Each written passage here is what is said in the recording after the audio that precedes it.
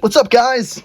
It's Devin. Card show pickups. Slightly late on posting this, but this is from the Shipshewana card show. If you are not familiar with this one, it is located in Shipshewana, Indiana. They recently moved it to a bigger location, the Shipshewana Event Center, the MEC, MEC is what they call it. It's a 2-day show. This one was on May 23rd and May 24th. May 23rd was like a sneak peek type of deal. It was like a full show sneak peek, however you want to call it, for Friday. It's from 4 to 8 p.m. was like regular $10 admission. They did have VIP, was from 3 to 4, so an hour earlier for VIPs to get in. And then on Friday night was a trade night at the venue, same location, which was free. Saturday was another day of the show. That was a full day. 9 to 4 was full day. VIP was an hour early. And then Saturday was free attendance for the show. So Friday, Saturday show, 2-day show. A little bit bigger venue than previous Shipshewana shows. And this time they had roughly 450 tables, I believe. So lots of dealers this time around. Lots was going on. That was everything about the show. I had set up, I ended up being one of the sponsors of the show. There was 10 of us, so I was stationed at a really nice spot up front and center at the show. We were focused more on selling than buying at this show, so this is kind of like a light buying pickups for this show specifically compared to normal for me at a big show. We were really focused on selling, and we had some consignment going on for sealed wax and singles. So a lot was going on from the selling side, not as much on the buying, but this is everything. I ended up being able to spend roughly $12,100. The majority of that was on some sealed wax. I had bought a few cases, which I do not have. I was buying them for a friend of mine, so those ended up not coming back with me and lasting very long. They were already heading out the door and shipping. So unfortunately, I do not have those, but there were a couple hobby boxes, so they were kind of bigger tier ones. But that was included in the $12,100. Everything else is right here. I ventured into some cheap bulk Pokemon. When I say bulk, it was more of like VMAXs, V-Stars, and then like some Rainbow VMAX and V-Stars. So nothing too crazy there on the bulk side, but did a good amount of that. Some cheap Pokemon slabs, and then some mid-tier sports and Pokemon singles. So I'll lead off with the better sports singles, just because that's some of the fun stuff. Focus the camera here for you guys. Malik Neighbors, an all-etch rookie rush auto from Topps Chrome. This one was actually unfortunate. I must have missed this at the show. I wish the seller would have said something, but it was on me for not realizing it. But a Topps Chrome Future Stars Bo Nix auto, which is very cool. But unfortunately, if you can see on the back, that thing has a giant crease in the card. If you just look at it quickly at the back, you can't really see it. But if you look at it at like an angle, when I was looking at it, when documenting it, once I was home, it's pretty clear and easy to tell that thing is absolutely mangled on the back. So I think I overpaid on that one, which is unfortunate. I can't use it for what I wanted to. Vaporeon VMAX. Gorgeous one there. It's a mix of sports and Pokemon. This was by far my favorite purchase from the weekend. It wasn't even close. This is from the 2025 Bowman. This is Shohei Ohtani, and this is the anime insert. It is the black parallel, so the border on the outside determines what parallel it is. This is the black out of 10. So 4 out of 10. This is not the initial year of anime. They did have anime in 2024. However, the cool thing is, this time around for 2025, there is only 3 different parallels that are serial numbered for 2025. They have the black out of 10, the red is out of 5, and then the superfractors are 101s. So, for a player like Shohei Ohtani, there's 10 blacks parallels, 5 red parallels, and 1 superfractor, making only 16 numbered parallels of Shohei Ohtani for this insert. So was super stoked to have an opportunity to pick this up.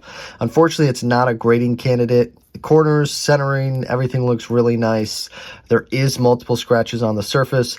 I was a little disappointed the seller had it in a one touch with no sleeve on the top. I don't know if that's what contributed to these scratches on the surface or not, but either way, you have to like really look at it at an angle to see the scratches. So still presents perfectly fine. Would probably still be considered a near mint copy. I just don't think it has a shot to gem mint. So that is by far my favorite pickup and was definitely one of the more expensive ones from the show. In that same deal, the same seller had ripped some other Bowman stuff, so threw in these into the deal. A Bowman Chrome First Aaron Escobar Speckle Auto out of $2.99 for the Phillies. And then for the White Sox, a Braden Montgomery. I want to say this is the Green Grass. This is going to be serial numbered out of 99. Just a Chrome Prospect Auto. Both of those on card. So some cool baseball there. And then we continue a Topps Chrome Update Paul Skeens. This is the Variation Orange Speckle, numbered 1 out of 25. So first on print, that's a rookie card for Paul Skeens. And just a very cool one there. Also one that I don't think is a grading candidate. It's one of these corners is soft. I think it's that one. I can't remember for sure, but I knew that ahead of time, so that one was perfectly fine. I don't mind keeping it raw at all. And then some Pokemon. You got a Blaziken VMAX, the alt art from Chill and Rain as a 10. It does have a little bit of a flaw in the slab right there, but it seems to be internal. You can't feel it on the outer edge, on the back, anywhere. So I don't think that should be a huge issue. Sometimes that happens with PSA slabs. As long as I don't feel the crack on the surface, then I typically say it's fine. And then a Charizard VMAX, the Secret Rainbow from Champion's Path as a 10. So that was all the better stuff from the show. Everything else is kind of mid-tier or lower tier at this point. So I'll go over this stuff. This is probably going to be Com-C candidates or maybe a couple other avenues that I had. I'll try some of those, and if not, it'll go to Com-C. Jolteon VMAX. So this is riding along with the Vaporeon. You got the Jolteon, and then you have the Flareon, all of which look absolutely gorgeous and great. Then you have a Mosaic Bryce Young Orange Rookie out of $199. You got a Spectrum Malik Neighbors Rookie out of $40. I want to say that's an ice of some sort. I'd have to go look at the Astral Ice is what it was. And then some cheap slabs.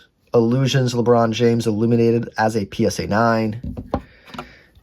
Hoops jersey swap of Luka Doncic and Ja Morant. A Purple Explosion as a PSA 9. And then a LeBron James rookie from the 03 box set. A True Gem Plus, which is kind of cool. LeBron rookie there. 395s and a 10 on the surface. So that's everything there. And then this, I'm going to run through these kind of quickly because I've done these before, but there's just not a ton of crazy things in here. These are cheap Pokemon slabs.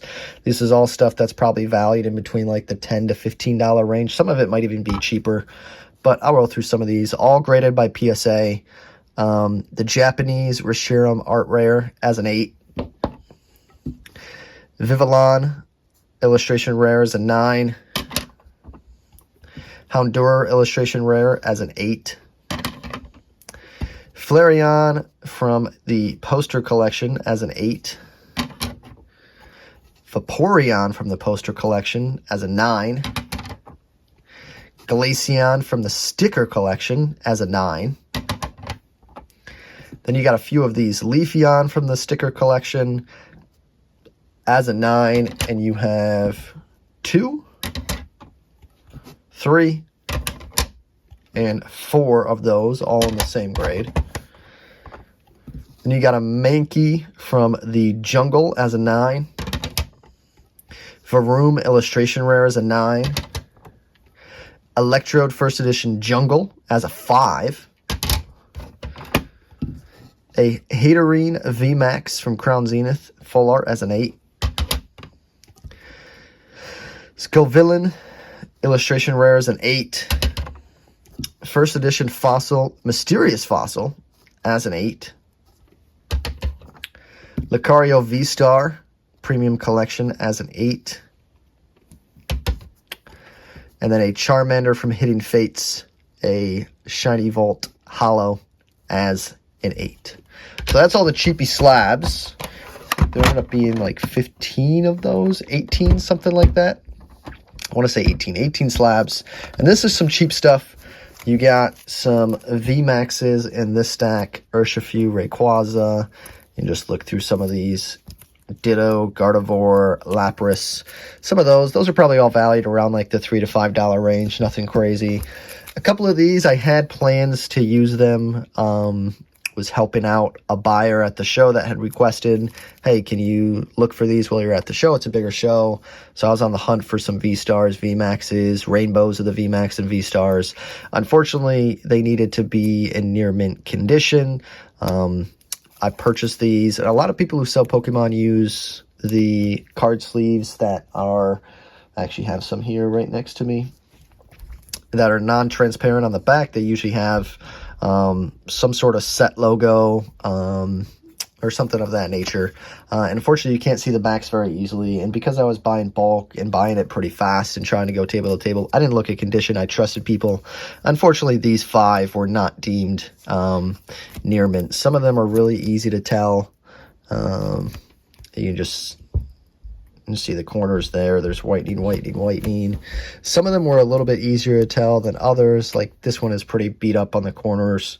Like that's probably LP, if not worse. So unfortunately, I just couldn't use them for what I thought I was going to use them for. So maybe I'll give them away to some kids, or they'll go in my cheap value boxes, binders, something of that nature. So this next stack is going to be all the V-Stars that I got.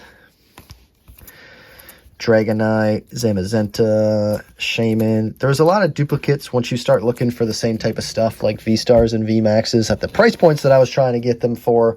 It's definitely, you're going to run into a lot of duplicates, which I kind of expected, but you're going to see throughout here that you're like, oh, I saw that one before. Like you're going to see lots of Single Strike and Rapid Strike Urshifu V-Maxes. That's just the way that it is for V-Maxes. A lot of this stuff was around kind of the price point and range that I was looking for. So a lot of these people were very willing to sell these based off the prices that I was willing to pay, because it was very close to TCG market. Some of them might have been right at, just under, maybe slightly above. So ended up working out for both sides. I think I got roughly 100 total of like VMAX, V-Stars, and then the rainbow versions.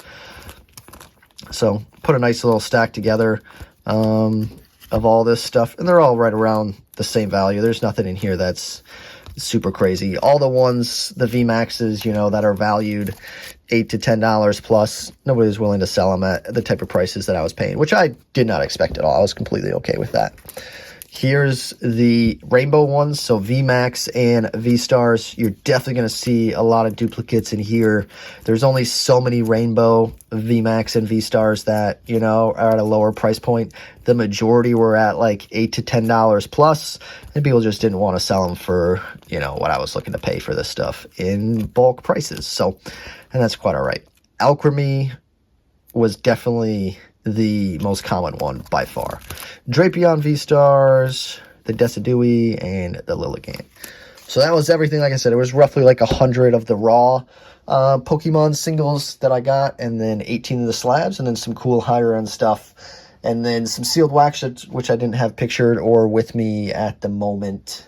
And that was everything. Roughly 12.1 thousand is what I spent at the show on inventory. Like I said, it definitely was on the light side compared to previous shows, even the last Shipshewana show that I did, but was more focused on selling with a large variety of inventory that I had at the show, and less focused on buying, but still was able to make some purchases. That was everything. Thank you so much for watching. If you're ever interested in any type of inventory I have both my eBay and my ComC stores linked in the description of every video here on YouTube. Easy links, you click to them, brings you directly to my store. Those are the two sites that I have the most inventory on.